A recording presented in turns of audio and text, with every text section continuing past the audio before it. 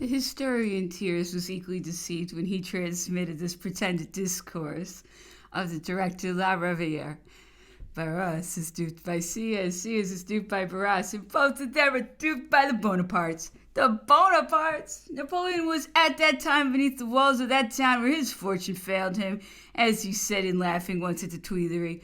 From his camp at Saint Jean d'Acre, he dreamed of Damascus, Aleppo, Baghdad, and Constantinople without little duping Sieyès or Barras.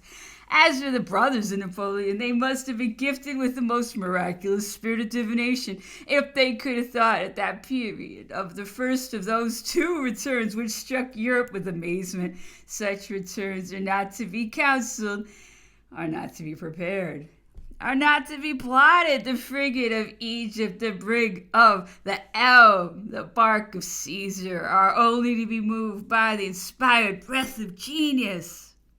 Those events of a superior order must not be measured by the common measure. For my part, I affirm that the return from Egypt, as well as that from Elba, surprised us as much as anybody.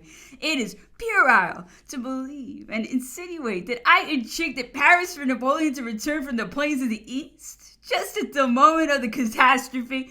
The Deus Ex Machina is no longer good, even for the theater, and it should not be introduced into history.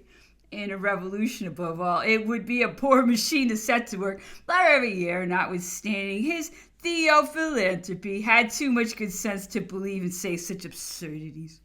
But let's admit for a moment that supposition. It was not necessary then to endeavor to fortify the new directory. It was not necessary to appeal to the most renowned political man, and the most celebrated for his legislative wisdom and for his antipathy against military supremacy. In seconding Sieyès with all of my youthful efforts, I did what was necessary to preserve the dictatorial government.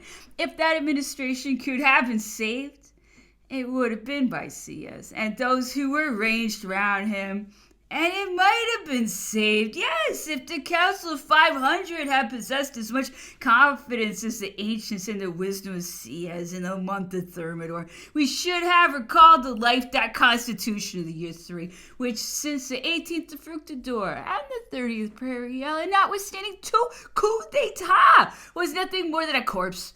And Napoleon would not have found the Republic almost a dissolution.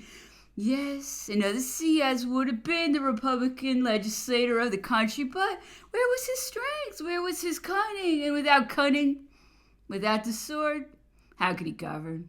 In an age of progression and universal pretensions. Month of Fructidor, year 7, from the 18th of August to the 22nd of September, 1799.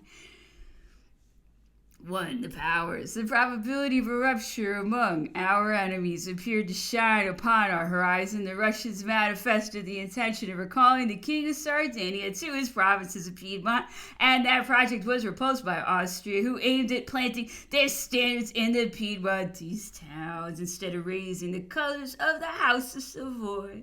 That cupidity had been very useful to us in the War of the First Coalition, and we hoped that it would serve us a second time. The constancy of Prussia in her neutrality raised also some clouds between that power and the coalesced. The ministers of London and Petersburg left Berlin. We attached too much importance to those departures, but it left no doubt upon the actual intentions of Prussia, whose example decided Saxony and Denmark to keep entirely out of the way of the coalition.